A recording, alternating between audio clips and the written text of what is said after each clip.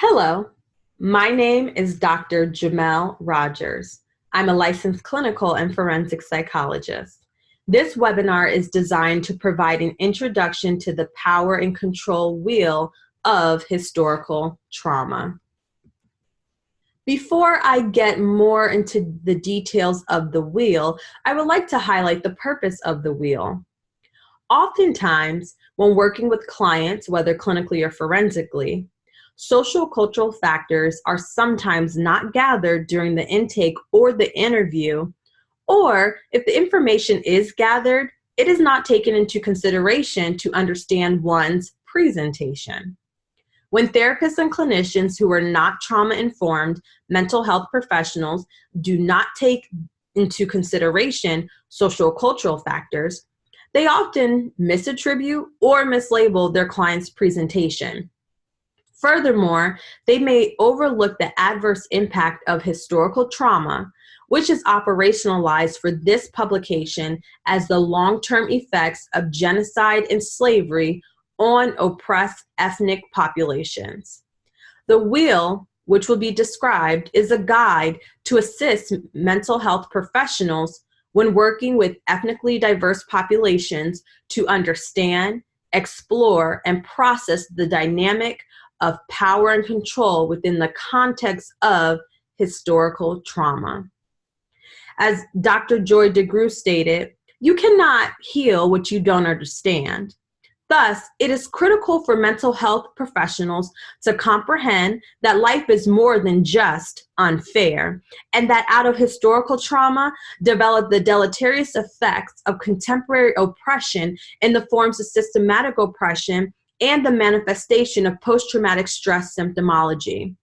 As Bryant Davis and Ocampo wrote, perhaps this is why ethnic minorities are often accused of oversensitivity to racism, because when they respond, they are responding not only to the incident, but to the pervasive, covert, ambiguous, and unnamed institutional and cultural events against which the overt incidents are framed. Therefore, it is critical as a trauma-informed mental health professional to acknowledge the impact of historical trauma, since it influences one's ideologies as well as identity and interpersonal and intrapersonal relationships.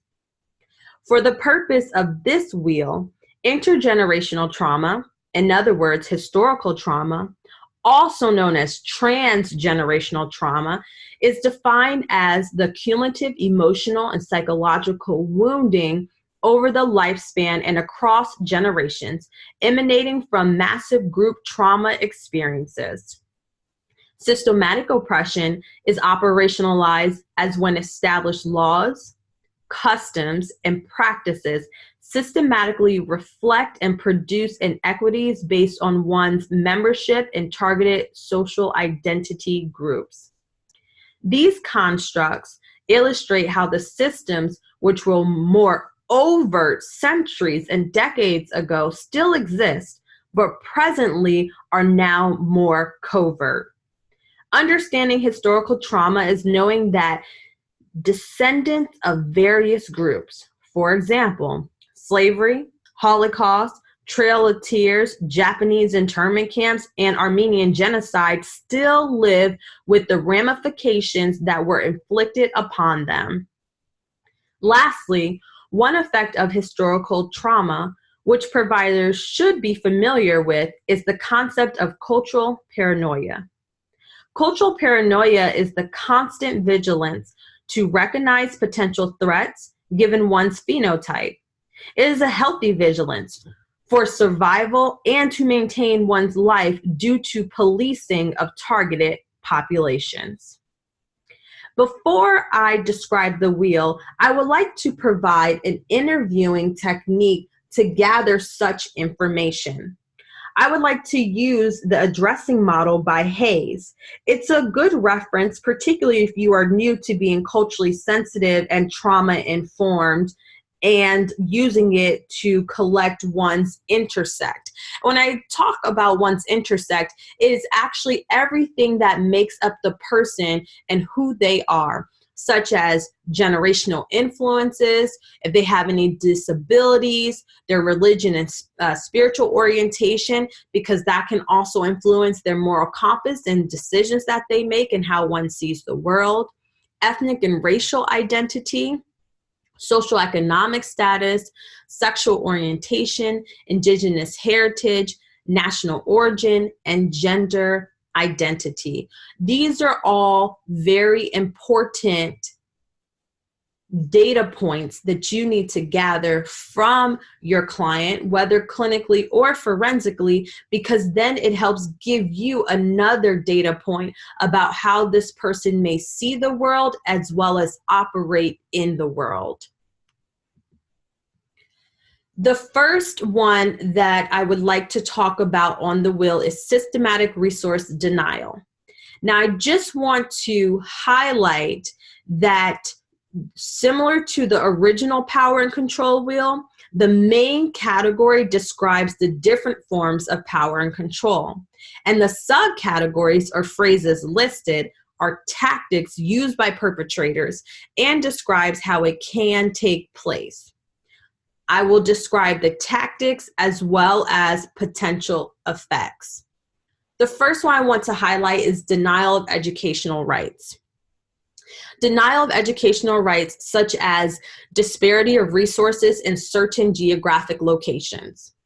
This is important because it ties into denial of freedom and rights via mass incarceration. Why is that important? Because to understand that tax dollars affect school systems and resources in schools. This also correlates to the school to prison pipeline, meaning lack of resources, lack of activities increases the chances of more involvement in activities that will get the child suspended or expelled. Suspensions and expulsions lead to more time away from school. More time away from school doesn't produce long-term positive results. Furthermore, research has indicated that a child with a disability is 2 times more likely to get an out-of-school suspension. Again, that goes back to the previous slide with making sure to gather different data points so you can see how one may operate in the world, as well as what systems and laws are in place that may actually present a barrier for one thriving in the world. Such as students of African descent get expelled 3 times more than Caucasian students. Another one I would like to highlight on this slide is denial of environmental resources. For example, corner stores instead of grocery stores. There are some communities that actually have grocery stores, but the quality of the food, even the produce, is not there. While other communities don't even have grocery stores, they have corner stores.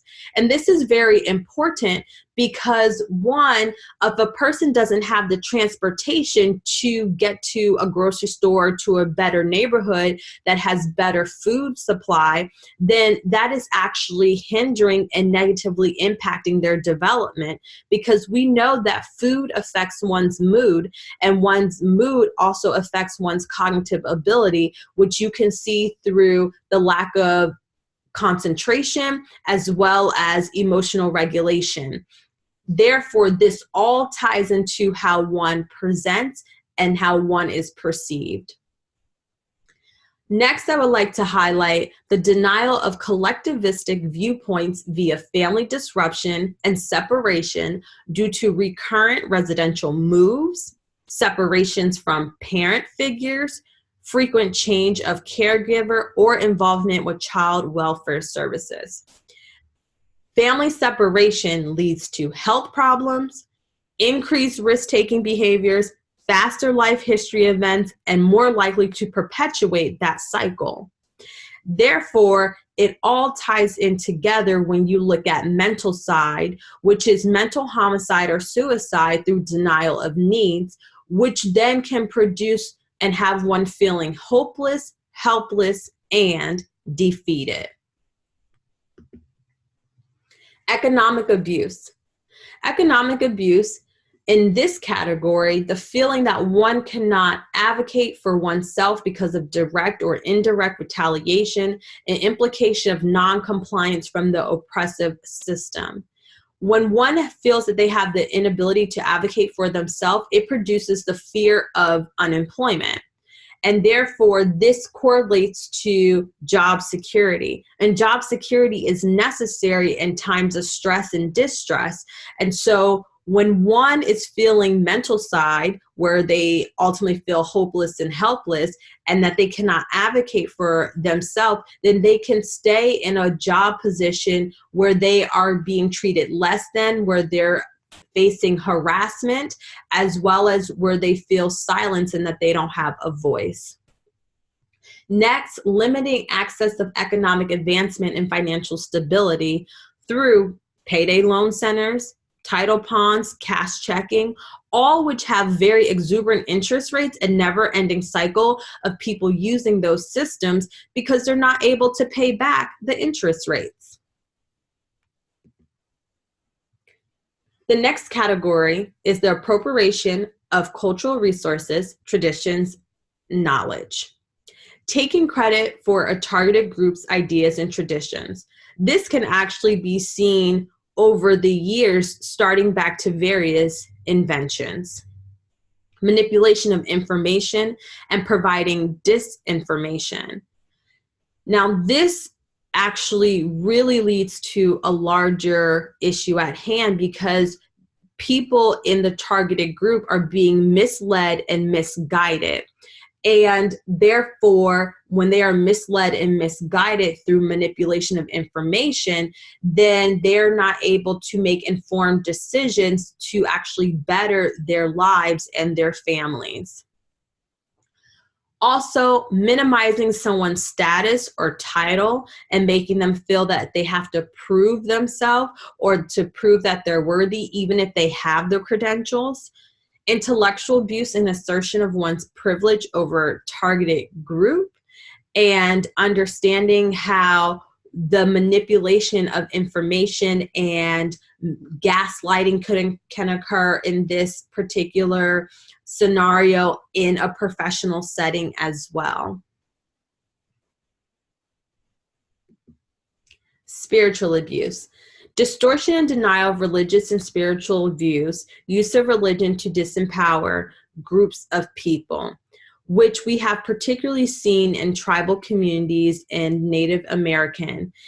Even when the person and the people from these various groups are able to acknowledge and celebrate and engage in their spiritual practices and their religious practices, they are still sometimes silenced because they are not able to engage in them freely because of the majority culture wanting to either oppress or dismantle their spiritual and religious viewpoints. Race socialization via cultural abuse. First, let me actually define race socialization. Race socialization is defined as specific verbal and nonverbal messages transmitted through younger generations for the development of values, attitudes, behaviors, and beliefs regarding the meaning and significance of race and racial stratification, intergroup and intragroup interactions, and personal and group identity. So how does this all link together? First, let's look at colorism. African Americans have developed and adopted attitudes of racist American within their own community in ways such as colorism. Understanding colorism impacts on multiple domains of life, and colorism is simply putting light skin versus dark skin. And you can actually see this in various communities inside of the United States as well as outside of the United States. And what this represents is that the darker you are, the more inferior you are. The lighter you are, the closer you are to the superior race. Also, denial of biopsychosocial consequences of oppression. For example, either denying the concept of epigenetics or only applying it to certain groups of people, such as descendants of the Holocaust and not slaves in America.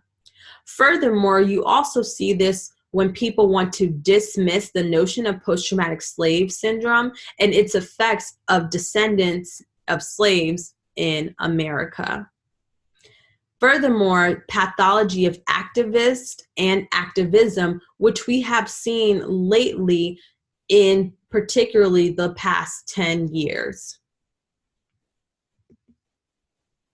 Psychological abuse. Psychological abuse, you really see one particular thing that I want to highlight is vacant self-esteem, which is the state of believing oneself to have little or no worth. Now, the development of insufficient self-esteem or vacant esteem can actually date, and it dates back to the time of slavery, when slaves weren't even considered people because of their race. Even after emancipation, Black codes were introduced to ensure that former slaves still did not have the chance to progress like the whites. And so really looking at, if you go back to mental side, and then in conjunction with a vacant self-esteem, how does that produce one's ability to thrive in an environment which is oppressive historically and presently? I want to also highlight on this slide condemning the body and its beauty, whether it's colorism, as we talked about on the previous slide, or making fun of one's facial features and body structure. Furthermore, the use of microaggressions or minimizing or dismissing when it's used. And microaggressions you see in micro insults, micro assaults, as well as micro invalidations. Under the category of sexual violence, you have sexual assault, systematic sexualization of certain groups of women and men, and racial sexual harassment. Now, all three of these negatively affect the person, including decreased cognitive functioning, such as an inability to concentrate, development of low self-esteem, as well as disordered eating and depression. Also, one can form a reductionistic belief of people as sexual objects. And one reduces somebody to just being an object, then they misuse and they mistreat that individual because they do not see them as human. And as we know, particularly in the field of psychology, anytime one can engage in cognitive dissonance and see somebody as less than and see somebody as not human, then it's easier for them to treat them as such. Physical violence.